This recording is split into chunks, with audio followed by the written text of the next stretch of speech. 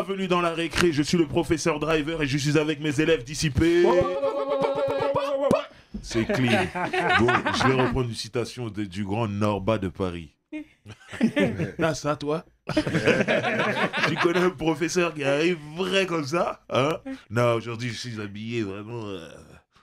grâce aux créations, les créations de Taïra. Et je vais vous donner directement l'Instagram, comme ça, vous pourrez aller voir. Et si ça vous plaît, n'hésitez pas. Et alors, c'est les créations de Taïra. Taïra, c'est T-A-H-I-R-A. Les créations de Taïra. Merci pour ce hoodie magnifique. Et je me sens frais comme jamais. Et je me sens prêt pour animer cette émission comme il se doit. Avant toute chose, je dois présenter notre invité. Notre invité spécial, notre invité qui nous vient de l'école de la vie. Rappeur, auteur, penseur, motivateur. Moi, j'ai croisé ce mec-là dans le milieu du rap d'abord et je l'ai vu. Moi, la première fois que j'ai vu ce rappeur, il était dans un groupe et ils étaient en train de rapper dans un gymnase parisien. Je crois que c'était dans le 19e, un truc comme ça. Et c'était l'époque où il n'y avait pas beaucoup de concerts. Dès qu'il y avait un concert quelque part, tout le monde allait. Et quand tu étais rappeur, tu cherchais à prendre le micro. Donc, tu y allais déjà pour ça. Mais en même temps, tu découvrais des gens. Je pense que le groupe s'appelait les Bloodia de la face Est. C'était ça. Et j'ai vu directement... Ils étaient trois sur scène, mais j'ai vu que Mystique, parce que c'est de lui qu'on parle, avait un truc particulier. Déjà, dès ce jour-là, j'ai entendu l'Afrique en lui. Et ça, c'était particulier parce qu'on était dans une époque où tu rappais, il fallait que tu ressembles aux Américains. Et lui, j'ai senti, il avait son truc, il avait un accent, il avait une façon d'être, une façon de bouger et tout ça. J'ai suivi l'évolution du rappeur. Le rappeur a fait son truc, il a fait son trou. Mystique en solo, Mystique avec le Bissonabisso. Bissonabisso, c'est important parce qu'il était connecté avec des frères à moi. Passy, c'est un frère de Sarcelles, c'est un grand frère de Sarcelles. Donc, automatiquement, j'étais là en train de suivre aussi. Et quand il est parti faire son album solo, Cercle Rouge, tout ça, c'est des gens aussi que j'ai côtoyés. Donc, j'ai suivi Ma Cité va craquer avec les 2 balles, tout ça. Super morceau. Donc, pour moi, c'est vraiment un parcours exemplaire en termes de rap. Et quand il décide de quitter le monde de la musique, il se met à écrire des livres et à donner ses pensées dans différentes interviews, tout ça, ou des interventions. Et à chaque fois, je le trouve très pertinent et il donne de la force et de la motivation. Wow. Je vous demande d'accueillir Monsieur Mystique, s'il vous plaît. Merci beaucoup. De rien. Ça s'arrête pas d'applaudir. Non, vraiment. Moi, je me rappelle des Bloodia de la face Est. Frère, il n'y a pas beaucoup de gens qui connaissent ce nom-là. T'étais là. J'étais là, clairement. Tout ça, on est content de te recevoir ici. On va débattre ici avec toi. Et ça, c'est cool. Mais je dois faire l'appel. Et je vais commencer sur ma droite avec notre ami Booba, aka le vieux père. Et bah, les airs, John, on dit Mogop, à Mogon, on dit Flocop, à Floco. Très bien. Je dédicace aussi à mes gars de Grigny, de Tinoseille, de CDR, l'Ellipse, mes frères et... Voilà, bientôt je vais faire un disons les choses avec la Comera et l'MC Click et Missa. Et on va parler grimoire. Les anciens, les Tarodi aussi sera là. Tarodi. Voilà. Mogo, c'est lui qui a envoyé le Mogo. On va parler de ça. Mogo, c'est lui. Très bien. Comment vas-tu, Mao? Moi, ça va, très bien. Très bien, Mao, Starting Block. Et ouais, bah, vu qu'on parle de livres, j'étais là. J'ai un gars à moi, un poteau à moi, un frère à moi. Je crois que même tu connais, je crois que c'est un cousin à toi-même, tout simplement J, qui a fait son premier ouvrage aussi, qui s'appelle On ne peut plus rien dire. Voilà, super. Boris. Très bien. Mécolo, comment vas-tu? Écoute, ça va, hein. Je suis devant l'auteur du fruit défendu. Bon, ce son que j'ai tellement brûlé sur mes cassettes, j'ai enregistré, j'ai encore quand l'animateur il gâchait mon son là, avec sa voix qui mettait dessus. C'est ça le problème de la radio. Exactement, non, ça va très bien. Je suis ravie d'être là. Super. Aïcha, comment vas-tu? Ça va.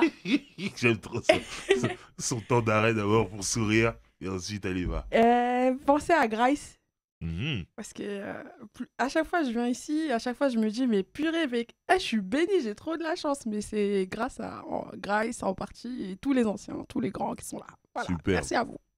Barberiche, comment vas-tu? Mais pourquoi tu me poses la question?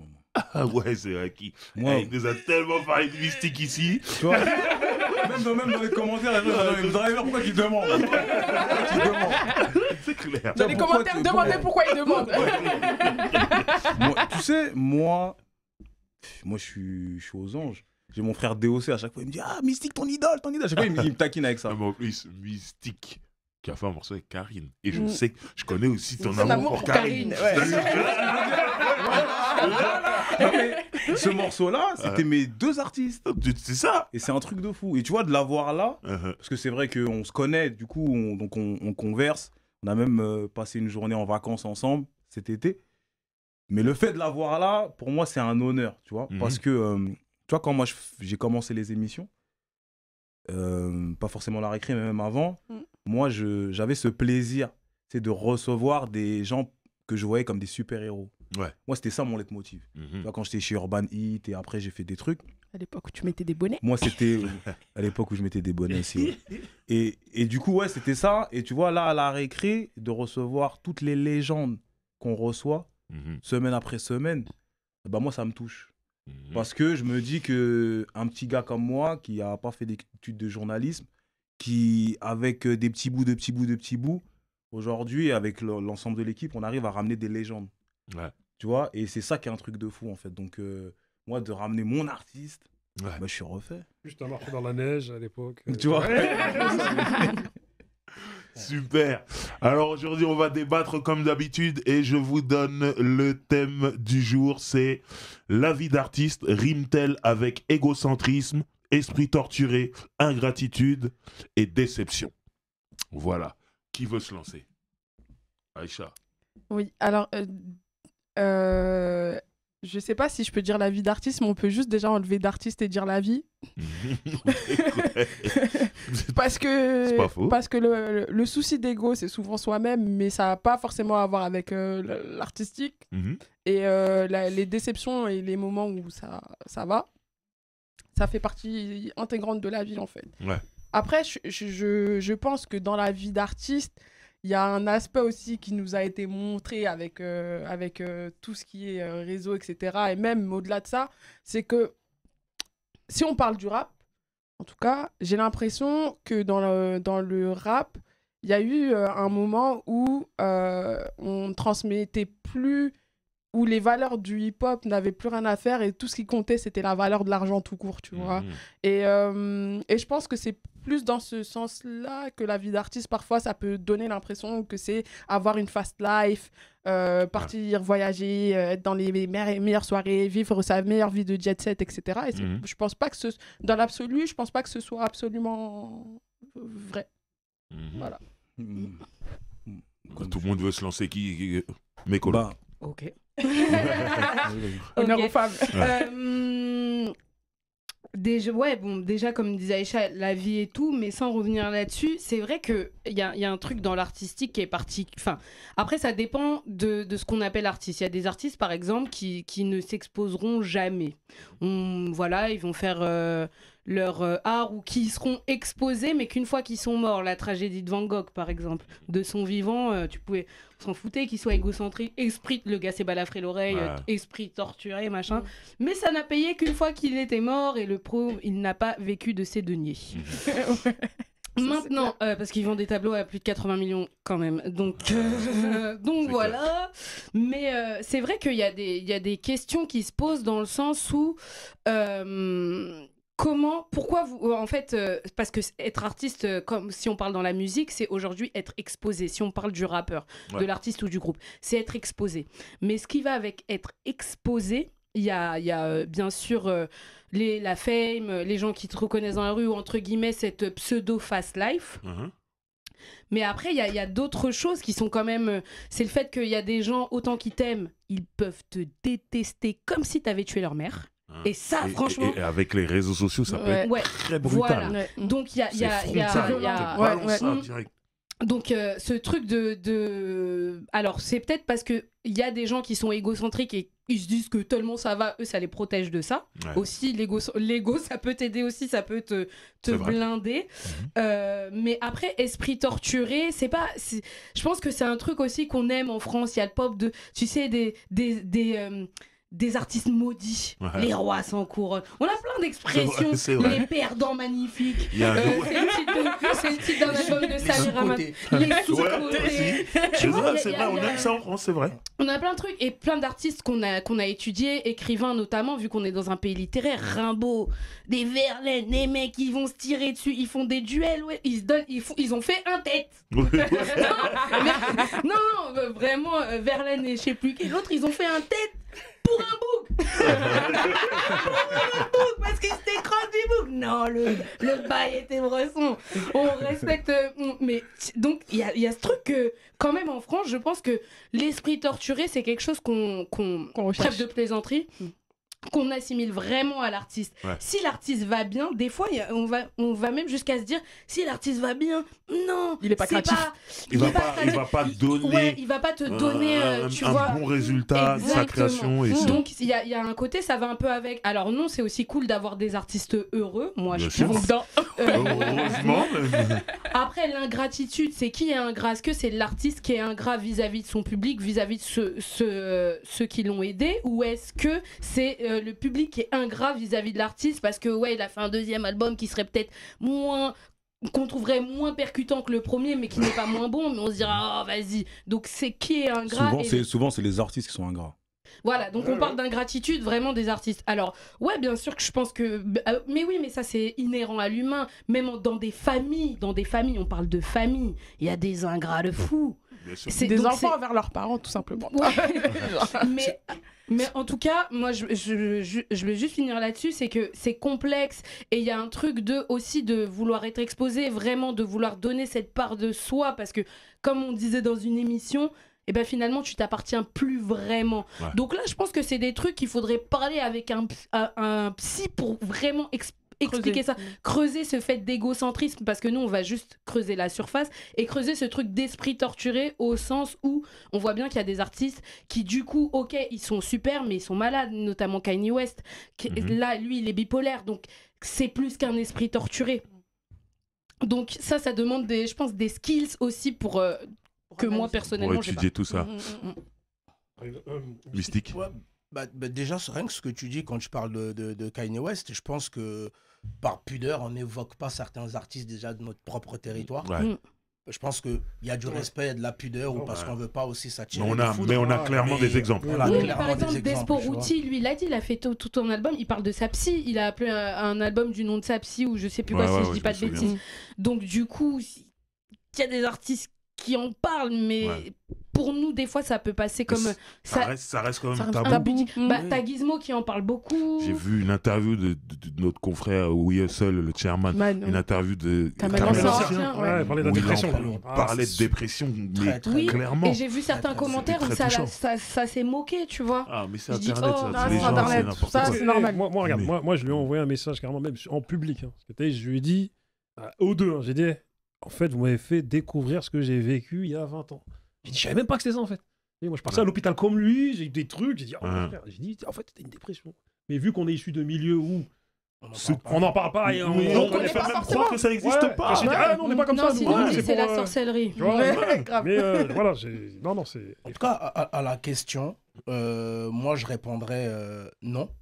Mhm. Je pense pas que le fait de dire est-ce que la vie d'artiste rime avec Ouais. l'égocentrisme, L'ingratitude. l'ingratitude, Les l'esprit torturé. la Oui, déception, torturé. l'esprit tortureux. À cette réponse-là, moi je dirais non. Mhm. Parce que c'est, comme les sœurs le disent, c'est inhérent à l'humain. L'humain habite déjà toutes ces problématiques-là. Mhm. Par contre, oui, effectivement, il y a chez les artistes ces problématiques-là. L'artiste peut être ingrat, mais il peut y avoir aussi des gens autour de l'artiste qui sont ingrats. Bien sûr. Alors, ça existe aussi. Bien Et, sûr. et moi, je sais qu'à titre personnel, j'ai traversé des moments par pudeur. Vous posez peut-être même pas la question, mais vous êtes au courant. Il y a des moments, moi-même aussi, peut-être même j'aurais pu faire l'émission de Kamel Ancien, comme j'aurais pu peut-être même faire l'album de Despo. Mais Mhm. aujourd'hui, on peut en parler parce qu'aujourd'hui, on a le recul, Ouais. parce qu'aujourd'hui, nous sommes nous-mêmes en train de nous analyser. Voilà. Et du coup, on accepte que Ouais. quelqu'un d'autre qui met des mots sur nous, en fait. Mhm. Mais c'est vrai que la vie d'artiste, parfois, c'est très, très compliqué. On voit le côté, quand ça brille, un clip, ça dure en moyenne 3 minutes. Ouais. Mais tout ce qui se passe derrière, ça peut être très, très compliqué. Moi, ce que je trouve intéressant par rapport au thème, et je trouve que on n'en parle pas assez, c'est tout ce qui permet autour de l'artiste de tenir debout. Ouais. Les potes, Mhm. les managers, Mhm. les gens de la famille.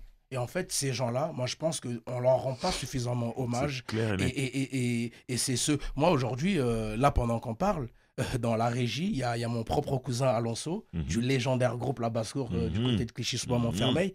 S'il n'était pas là, s'il n'y avait pas mon poteau Marek, Mhm. des gens sûrs, plus quelques personnes encore, bah, peut-être que j'aurais mal tourné en fait à des moments compliqués de ma vie où justement j'avais peut-être l'esprit tordu, ou parce que j'ai aussi vécu beaucoup de déceptions, ou parce que aussi il y a eu beaucoup d'ingratitude aussi. Mhm. Donc tu es vénère, tu t'enfermes dans un mood où en fait tu es presque revanchard. Moi j'étais revanchard. Ouais. Une période qui a duré de 2004 à 2008 où je sentais en fait que ma carrière commençait à couler. Mhm. Non pas parce que ma musique était mauvaise, Mhm. parce qu'à un moment donné, je refuse de donner à des gens ce qu'ils attendent de moi. On le sentait dans tes interviews. Tu vois. Nous, on voyait Et tes interviews, tu on sentait que tu étais. Mais parce qu'en fait, tu es dans un truc où tu es incompris.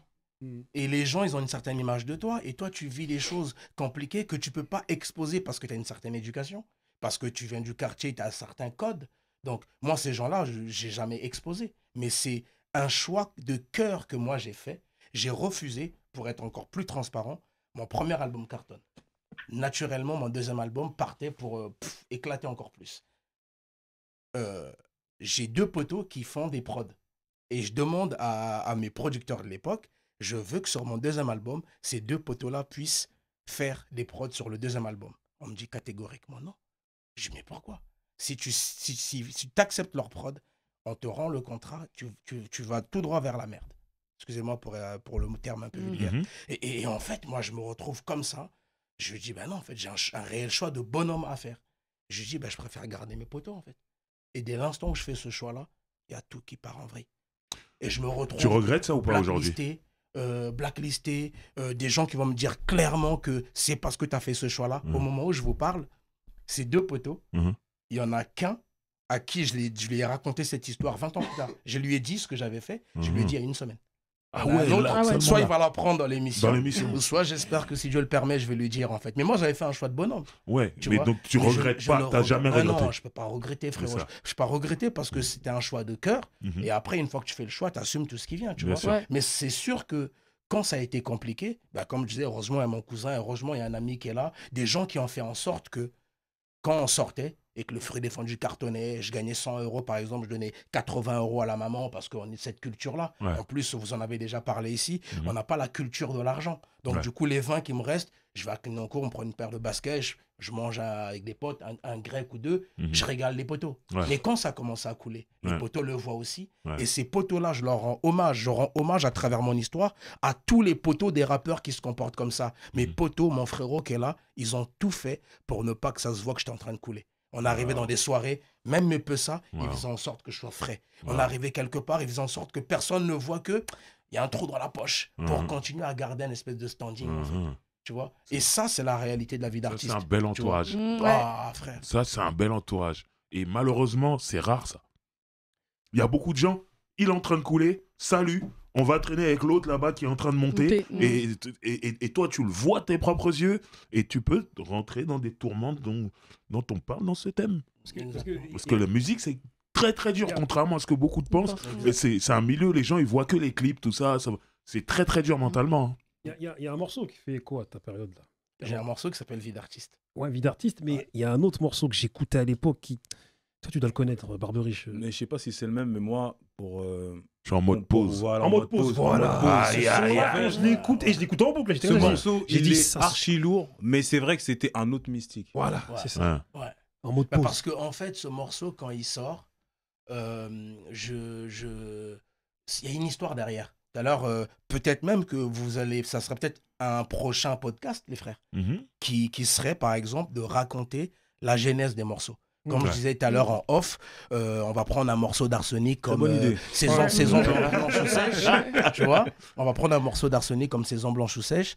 On sait que c'est Jimmy Finger qui fait la prod, on sait qu'il y a Calbo et Lino qui pose, mais pourquoi Calbo dit ce qu'il dit là? Pourquoi Lino dit ce qu'il dit là? Qu'est-ce qu'il a vécu? Qu'est-ce qu'il a ressenti dans sa chair pour livrer ce truc-là? Ben, je pense que ça serait fort. Ça va donner en fait accès. Parce qu'elle, on lui dit de faire un programme, mais fais ça. C'est totalement ça. Comme t'as des scalpins, tout ça. Mystique, t'as donné, c'est bon, tu fais ça. Voilà. Sista, ça y est, c'est à toi. Voilà. Studio, il est là. Derrière le rideau. Ça veut dire qu'il y a quelqu'un qui prend ce concept, on sait qu'il a volé ici. Ici. Donc, Mais Colo, je suis chaude pour être à Dadéa. J'avais déjà scripté une émission comme ça. Je suis chaude pour être à Dadéa. Mais donc, pour finir en mode pause, donc, pour finir sur un mode il y a pause, quoi derrière? donc il y a une histoire derrière. L'histoire qui est derrière, c'est que j'ai la vingtaine et que non, ouais, un peu plus, un peu 22, 23 et que justement le premier album cartonne et que du coup, ben on me dit que si normalement j'ai signé pour 4 ans sur un contrat d'édition.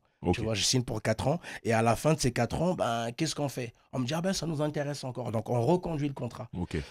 Moi, je suis content. La femme avec qui j'étais à cette époque-là était enceinte, donc je suis posé, tu vois. Donc je commence à faire des maquettes déjà avec mon cousin et mes potos. On a fait des maquettes en Pologne. Donc je dis aux gens en Pologne là-bas, ne vous inquiétez pas, ni ma sprave, check approché. Jestem Gislain, bientôt on va payer. Donc je leur dis, il n'y a pas de problème. Je leur dis, bien, t'as pas de problème, attendez, tu vois. Et ce qui se passe, c'est que le jour où je suis censé aller chercher mon chèque, j'arrive devant un man qui me dit, bah, de quel chèque tu parles en fait? Mais non. Je dis, mais vous n'êtes pas sérieux. Et moi, je disjoncte. Bah, il s'est passé quelque chose qu'aujourd'hui, bien évidemment, je regrette.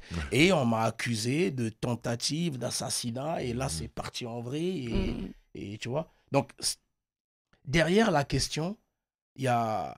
Vraiment, c'est compliqué la vie d'artiste. Parce que derrière la question, les gens, il faut être solide. Faut être solide. Tu sais, moi...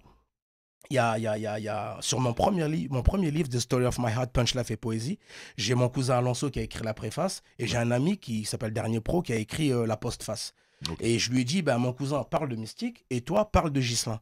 Quand ils m'envoient leur texte, mon cousin dit des trucs, ok, il était là et tout. Et en plus, c'est une manière d'écrire que j'aime beaucoup. Et quand je lis mon pote qui parle de Gislain, il raconte tous les drames de ma vie et je suis en train de lire, je me dis, mais comment j'ai fait pour être debout encore. Comment j'ai fait pour vivre ça? Si on me dit, je le lis en 2019, je crois, je me dis, mais si on me dit là aujourd'hui de retourner dans cette life, je ne suis pas prêt.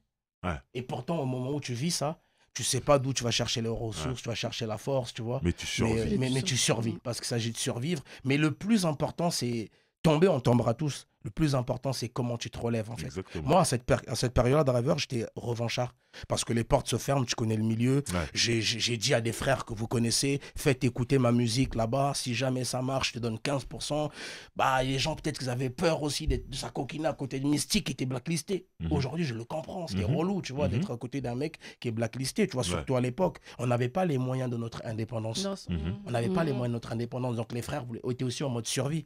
Et du coup, ben, les portes se fermaient, les portes se fermaient. Et moi, ben, la maman, elle me dit, va chercher un travail. Mais moi, je sais rien faire d'autre qu'à part ça. Enfin, à ce moment-là, je pense que je sais faire que ça, tu vois. Et mon cousin, ben, il est là, il tient la baraque, il fait tout pour pas que je craque. Mais moi, j'ai un esprit revanchard. D'où les morceaux qui étaient vénères. Parce que je me disais, je vais leur montrer que je peux le faire par moi-même. Ils m'ont boycotté, mais je vais leur montrer que je peux le faire par moi-même. Mais en réalité, quand tu crées dans ce mood-là, il n'y a rien qui sort, tu vois. Non, mais je comprends. Toi, tu es un livre ouvert. C'est-à-dire, avant même qu'on te connaisse, il suffit que tu rappes. Et il te l'a dit dans Underground Verven Underground, Mouloud Achour. Il a dit, toi, tu es un livre ouvert. C'est-à-dire, quand tu rappes, on sait comment tu te sens. Et moi, à ce moment-là, on te connaissait pas. Enfin, on te connaissait la carrière, tout. Moi, j'étais à Grigny dans ma chambre, j'écoute le morceau, je mets en mode pause, bam, cassette. Je dis, mais là, il se sent mal. Il rappe trop bien, frère. Merci. Il se sent mal, mais c'est trop beau. C'est fort comment il exprime son sentiment de. Et ça me rappelle Ali dans K.O. et Harmony. Pareil, quand j'ai parlé avec lui, j'ai dit Ali. La première fois que je l'ai vu, j'ai dit Ali, K.O. et Harmony, t'étais sous le coup de la colère. Et sous le coup d'une grande déception. Mais même les donc, projets. Donc, du coup, les mots, ils sont. Tu vois, les millimétrés de l'émotion. Totalement. Tu vois, je me rappelle d'une pochette où t'es assis comme ça, t'es en noir. Devant le palais de justice. Voilà, tu vois. Et c'est sombre. Et moi qui connais ton histoire, du coup, j'ai vu. Tu vois, en plus, mon frère, il me parlait, ah, mais si ça va pas bien, il y a ça et tout. Et du coup, moi, ça me faisait bizarre de fou. Tu vois, quelqu'un qui nous a porté de la joie mystique. C'est mon morceau, ça. C'est mon morceau sûr. Non, mais tu vois ce que je veux dire. Excuse-moi, frère, tu sais ce qui est ouf? C'est qu'au moment où je fais cette pochette, moi, je suis convaincu que je suis en train de faire un truc de trop bien. Parce que je me dis, ouais, on dirait en mode. Je suis dans le Queens, là, tu vois, en mode mon petit. Moi, je suis convaincu, tu vois. Mais en réalité, non seulement c'est parce que les gens attendent de moi, mais c'est parce que les gens pensent de moi non plus. Mais les gens n'ont pas accès à ce que je vis. C'est ça. Toi, c'est naturel, en fait. Tu fais ça moi, naturellement parce que t'es en train de vivre sombre. C'est le reflet de cette vie intérieure. Bien sûr. Moi, je partageais ma vie, frérot, entre l'hôpital, la journée, le soir, j'étais en studio, et les gens qui étaient avec moi en studio, ils savaient même pas ce que je traversais, en fait. Tu vois. Mais moi, voilà, c'est l'écriture qui m'a permis de rester debout, tu vois. Mais c'est paradoxal parce que dans le sombre, il y a de la beauté. Bien Le sombre que tu as développé à l'époque, non mais quand je dis artistiquement, je te parle. Hein. Ouais. Artistiquement, ok. artistiquement, c'était beau. Mais on sentait que c'était sombre. Mais c'était beau. Je refais C'était encore bien C'était écrit, bien bien écrit, rappé. C'était bien rappé. Ouais, mais parce que c'était soigné. C'est-à-dire Voilà, que c'était soigné. Mystique, il a toujours eu ce truc, en tout cas moi, de ce que je ressens, où il cherche les bons mots, il cherche à tomber sur la caisse. C'est ça. Là où il y en a, ils tombent derrière. Non, parce que moi, dans le rap, souvent, le rap français, des fois, il y en a, ils aiment bien tomber après. Tu vois? J'ai dit. Non, mais il y a des classiques comme ça, hein, où tu vois le mec qui finit son couplet, il y a le refrain qui a déjà commencé. Ouais. Tu vois? Je crois que je sais de quoi tu Tu parles. sais, il y en a plein comme ça, tu vois. Mais moi, dans ta musique, de ce que tu sais, surtout à ces moments-là, parce que c'est à ce moment-là, moi, où je te connais, où je fais ta connaissance. Tu vois, donc moi, je t'écoutais avant en mode auditeur, et c'est à ce moment-là. Moi, je te vois même des fois à des couvre-feu, je vois tes speeds, t'es énervé, tes trucs. Tu vois, et en fait, c'était pas le mystique que moi, tu vois, ça m'a fait bizarre, en fait, moi, quand je t'ai vu dans ce mood-là. Après, mon ref, il m'a expliqué. Et j'ai compris, et j'étais là, j'ai dit, ah ouais, le frérot, il est mal. Tu vois, et pour revenir à la question, c'est que les artistes, là, on parlait d'entourage, mais malheureusement, si les artistes ne sont pas bien entourés, ils traversent toutes ces tempêtes tout seuls.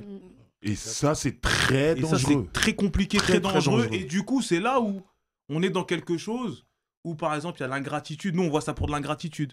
Alors que peut-être qu'il est juste dans des réflexes, à se protéger. Exact. Ouais. Ah, t'as vu, on m'a fait une galère là-bas, Bah oui. je me protège. Bien sûr. Et c'est pour ça que l'entourage d'un artiste, il est primordial. Ouais, Un clairement. bon entourage, bienveillant, positif, c'est primordial. Vas-y, je t'en prie. Aïcha. Je voulais juste dire que l'entourage, de façon générale, mais même le fait de se prioriser aussi. Parce qu'il y a plein de gens qui s'oublient dans ce qu'ils font. Merci. Mais se prioriser, c'est super important. Il ne faut pas oublier de se faire plaisir et de connaître ses valeurs et de savoir sa position et poser des limites aussi parfois. Mais cette industrie peut te faire oublier et te faire perdre confiance en toi. Mais cette industrie est vampirique. C'est ce que j'allais dire, c'est que on voit que l'aspect superficiel, mais il y a des choses vraiment violentes qui se passent. Tu vois, il expliquait le fait d'être blacklisté. Et tu peux rentrer chez toi et penser que t'es une merde. Ouais. Les gens te ferment les portes partout à un moment. Ça peut avoir une influence sur toi, ton comportement, ton art, ta créativité. Même de là où tu vas. Bien sûr. C'est très dur. Moi, pour répondre à cette question, est-ce que la vie d'artiste rime avec égocentrisme, esprit torturé, ingratitude, des exceptions? Moi, je dis oui. Oui, parce que le milieu est malsain. Tu vois, c'est-à-dire que, déjà, pour être artiste, rappeur surtout, il faut un minimum d'ego. Et bon nombre d'artistes sont très autocentrés. T'as vu? Et les plus extrêmes sont mégalos, et le pire, c'est que leur mégalomanie est alimentée par leur mauvais entourage. Ça, c'est grave vrai.